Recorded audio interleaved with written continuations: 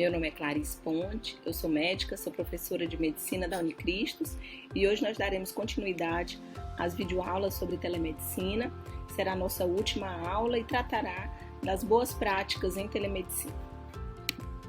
Então, eu gostaria de começar trazendo um compilado com algumas das principais orientações para a prática adequada de uma teleconsulta, né? Então, o que precisamos saber para realizarmos uma consulta online? Então, primeira coisa, conhecer a regulamentação em telemedicina. Nós já tivemos a oportunidade de conversar um pouco sobre essa regulamentação no Brasil. Um segundo ponto importante é preservar todos os aspectos bioéticos da relação médico-paciente. Os aspectos, a bioética nessa teleconsulta, ela deve ser a mesma da consulta presencial, inclusive a responsabilidade médica, o ato médico é o mesmo de uma teleconsulta e de uma consulta presencial, tá? Um ponto importante é a questão do consentimento e da informação ao paciente sobre as limitações desse método, desse meio de atendimento, né? Especialmente com relação à impossibilidade do exame físico. Além disso, temos que informar o paciente sobre a garantia de segurança e privacidade de seus dados. Um ponto interessante e altamente recomendado é que esse paciente ele seja previamente orientado para esse momento da teleconsulta, que ele leve as informações pertinentes, tá? O preparo do ambiente e dos meios eletrônicos.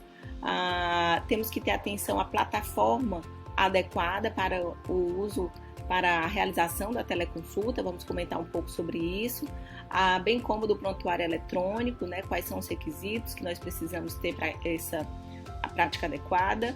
Conversaremos um pouco da telepropedêutica. Ao final do atendimento, temos que ter a garantia da compreensão, né? Então, nos certificarmos de que nossa comunicação foi efetiva, orientar sobre a necessidade de retorno, sobre a necessidade de exames complementares, sobre a necessidade de consulta presencial, isso tem que ficar claro. E, finalmente, a liberação das receitas. Vamos comentar um pouco sobre isso. Primeiro, então, o termo de consentimento eletrônico. Eu trouxe uma sugestão, um modelo disponível na internet, que foi publicado lá no site da Sociedade Brasileira de Diabetes, logo no início do ano passado, quando saiu a portaria permitindo a teleconsulta. Eu acho interessante, ele contempla bem todos aqueles pontos, né, aqueles quesitos importantes. Talvez para a prática do pediatra precise de alguma adequação do ponto de vista do responsável, né, pela criança. Eu não sei se a Sociedade de Pediatria tem algo já nesse sentido, mas caso não, fica essa dica que está disponível no link aqui no próprio slide. Um ponto aqui que eu queria conversar era sobre esse preparo do paciente. Então, idealmente, né, a nossa recepcionista, a secretária, a gente pode orientar que elas orientem os pacientes, né, sobre o que é importante ter naquele momento daquela consulta, como é que é o acesso, explicar sobre as dificuldades ou como resolver, alguma questão mesmo relacionada ao acesso. Então, aqui no nosso serviço na Unicristos, a gente faz essa orientação tanto por telefone como enviando essa mensagem com antecedência para o paciente. E aí aqui a gente informa a questão da hora, o nome do profissional, o acesso para o termo de consentimento, o link para a plataforma de atendimento, tá? Então a gente faz essa orientação prévia para minimizar essas possíveis intercorrências, né? Com relação ao ambiente, né? Assim, o ambiente de consultório, né? Assim, a teleconsulta ela é uma consulta, então temos que estar em um local privativo, silencioso, bem iluminado, né? Devemos estar adequadamente preparados para aquele momento de uma consulta. Alguns pontos aqui relacionados ao posicionamento. Às vezes a gente pode deixar passar, mas idealmente a gente deve estar posicionado frente a uma parede sem muitos adornos, para não desviar o foco, não desviar a atenção do paciente. Preferentemente uma iluminação frontal ou indireta, evitar iluminação traseira, que atrapalha a projeção da imagem aqui na câmera, né? E termos uma posição confortável, de forma que a câmera fique posicionada mais ou menos aqui na altura dos nossos olhos, e sempre que possível, para a gente tentar estabelecer um contato visual com o paciente, a gente deve direcionar o nosso olhar para a câmera, né? É um pouco difícil, isso requer realmente que a gente se acostume e que pare de querer olhar para a nossa imagem, a imagem da face, né? A que está ali projetada, mas com o tempo a gente vai vendo essa questão do olhar para a câmera. O paciente também deve estar adequadamente posicionado. A gente sabe que a inspeção é um dos componentes do exame físico e a inspeção pode nos dar algumas informações que são importantes ali sobre o paciente.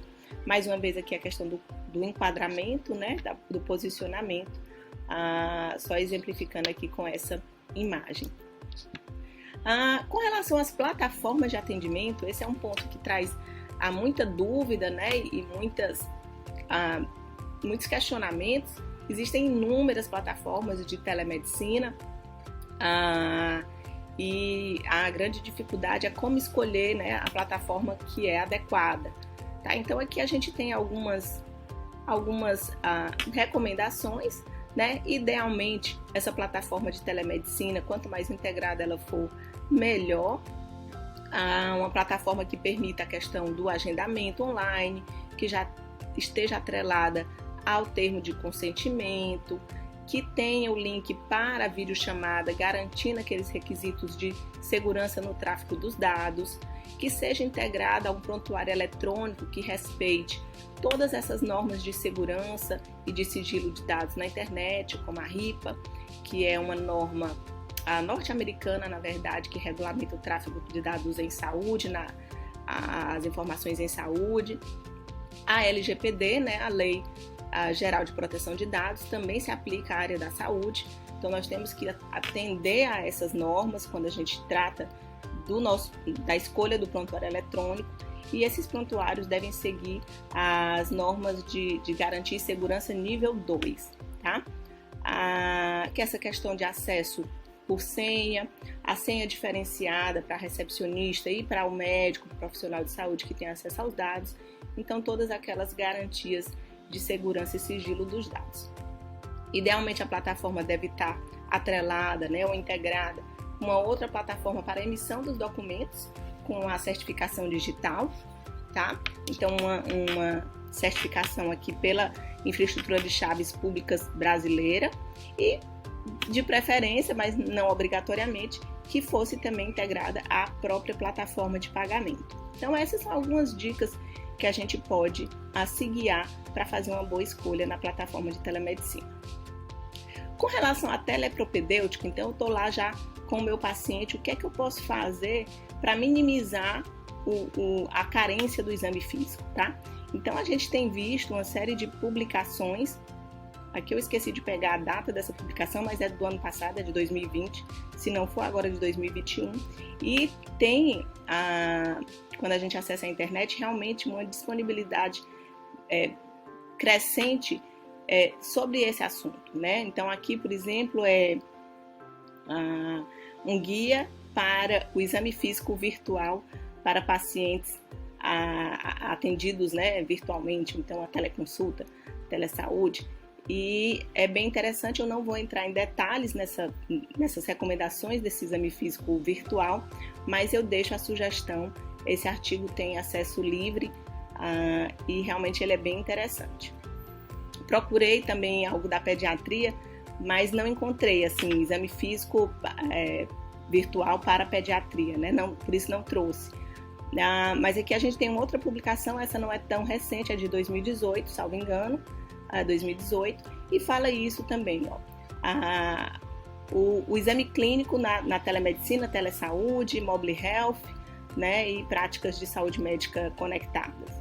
Então ele trata um pouco dessa questão da telepropedêutica e do exame clínico por telemedicina. Então acho que nesses tempos vale a pena realmente a leitura. Ele fala dessa questão da inspeção e de alguns dados que a gente realmente pode avaliar à distância.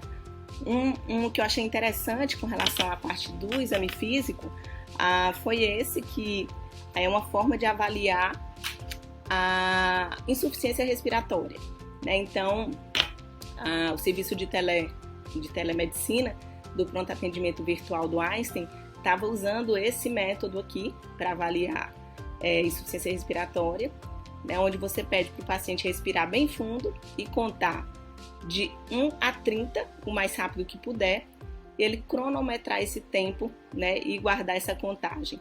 Se a contagem for maior do que 15, ou ele ficar mais do que 9 segundos, tá? Você tem então uma 100% de especificidade de que a saturação daquele paciente está acima de 90%. Né? Então, são maneiras, eu acho que isso vai crescer dentro da medicina, né? Talvez, mas são maneiras de você tentar limitar e você ter mais subsídio para tomar suas decisões durante uma teleconsulta. Quando eu vou para aqui uma coisa mais moderna, né? Para tentar limitar essa limitação do exame físico, mas a gente tem diversos equipamentos, né, e devices que, com base na transmissão de imagens de alta resolução, então aqui a gente tem uma câmera de alta resolução com imagens que são transmitidas para o profissional de saúde que está aqui do outro lado da tela aí. Então você pode ter exame de ouvido, exame de garganta, aqui funciona como um estetoscópio, tá? Então esses equipamentos também podem ser adquiridos nos Estados Unidos. Os pacientes, né, às vezes têm esse tipo de equipamento em casa, aqui no Brasil ainda não é uma realidade. Então esse especificamente chama Tie2Care, onde você tem uma plataforma, né, que funciona como uma interface aí entre o profissional de saúde e o paciente, e você tem então aqui acesso às imagens geradas por essas câmeras aqui de alta resolução e que vão então facilitar aí a obtenção de dados do exame físico, tá? Então esse equipamento a gente consegue ver a ausculta de batimento cardíaco, frequência, imagens em alta resolução da pele, né, captação de sons abdominais, imagens da orofaringe, temperatura, a otoscopia, né, e a ausculta de sons pulmonares. Embora isso ainda não é uma realidade aqui para o Brasil, né? Então, sobre telepropedêutica, era isso que eu queria comentar. E chegando aqui ao final da consulta, na hora da emissão das nossas receitas, né? A gente tem então que se atentar para a emissão de receitas com a certificação digital, tá? Então, o próprio site do Conselho Federal de Medicina, ele traz algumas sugestões e orientações para plataformas, para certificadoras, na verdade. Então, no próprio site você pode escolher o local onde você vai fazer a sua certificação e você pode, então, usar essa certificação digital em plataformas de prescrição digital, caso o seu prontuário ou a sua plataforma de telemedicina não seja integrada, né? Existem plataformas também gratuitas que você pode acessar e liberar as receitas com a sua certificação digital. Eu trouxe 2 exemplos aqui, tá? No site do CFM também nós temos documentos em PDF, modelos de receituários, solicitação de exames, modelos de atestados, que você pode então baixar do próprio site do CFM e fazer as suas liberações de prescrições digitais, tá? Aqui são as opções de credenciadoras, de certificadoras, desculpa, que o CFM indica, né? Existem outras também. Aqui é a tela da plataforma de prescrição do Doutor Prescreve, que é dessa empresa, Solute. Então, são muito intuitivas, essas plataformas são de simples uso, né? Então, realmente você vai colocar na hora do seu acesso, coloca um código, tipo um token daqueles de banco, que está atrelado aqui ao celular. Então, eu acesso o meu aplicativo no celular, isso disponibiliza um código que eu coloco na página de entrada, e aí o site, né, vai reconhecer aquela minha assinatura criptografada e vai emitir então a receita com essa validade, essa certificação digital. Da mesma forma funciona aqui também nessa plataforma que é muito utilizada atualmente, que é a memed.com. Por fim, chegando ao final da consulta, né? Aqui está pós-consulta, mas pode ser ao final da consulta. Sempre conferir a necessidade de retornos e ou exames, a necessidade do atendimento presencial, se ficaram dúvidas, tá? E aqui tem um monitoramento, porque no nosso serviço de endócrino da Unicristos a gente faz o telemonitoramento com os diabéticos que estão descompensados. Não é o caso aqui, mas essa questão de assegurar a efetividade da comunicação durante a consulta à distância. Então, para resumir aqui os pontos críticos, nós precisamos de uma infraestrutura adequada, né? Um desenvolvimento e manutenção dessa infraestrutura para a prática da telemedicina. Idealmente, nós deveríamos ter protocolos, né, dentro de uma determinada especialidade. Quais são as doenças, quais são as situações que são passíveis de atendimento à distância por telemedicina? Quais as situações onde eu não posso fazer consultas por telemedicina? Então, acho que ainda temos que amadurecer nessa sistematização dessa assistência à distância, né? Mas realmente acho que as coisas podem caminhar por aí. Temos que ter, então, pessoas, né, profissionais da área da saúde capacitados para lidarem com esse tipo de comunicação, profissionais de TI que estejam ali apoiando quando você tiver um problema no sistema, um problema na plataforma, recepcionistas treinadas nesse processo, sempre também tendo em consideração o ponto crítico da estruturação da segurança, qualidade e sigilo dos dados oferecidos por telemedicina. Lembrando que nem tudo que faz videochamada pode ser usado como plataforma de teleconsulta, porque não atende àqueles requisitos presentes nas normas, tá? Então, para finalizar, eu gostaria de trazer aqui toda inovação pode trazer progresso, mas traz também muitos desafios. Quem está fazendo teleconsulta sabe que às vezes a gente pensa que é uma coisa rápida, mas não é tão rápido, assim, não é mais rápido do que uma consulta normal, por exemplo, né? E assim, acho que a telemedicina não vai jamais, né, substituir a nossa prática tradicional, mas pode sim complementá-la, né, e aperfeiçoá-la em alguns contextos, em alguns cenários, e resta a nós saber aplicar e utilizar com ética, né, e de forma adequada. Eu gostaria de agradecer. Então, estamos finalizando essas apresentações sobre telemedicina. Muito obrigado pela atenção de vocês. Esse é o nosso contato e nós estamos aqui à disposição, caso precisem. E aqui eu vou fazer uma observação, que nós atendemos pacientes com diabetes adultos. Se precisarem, podem contar conosco. Estamos também com esse atendimento que é na Clínica Escola da Unicristos, é gratuito e caso precisem, a gente vai ter o maior prazer em ajudar, em atender. Muito obrigada a todos e uma boa noite.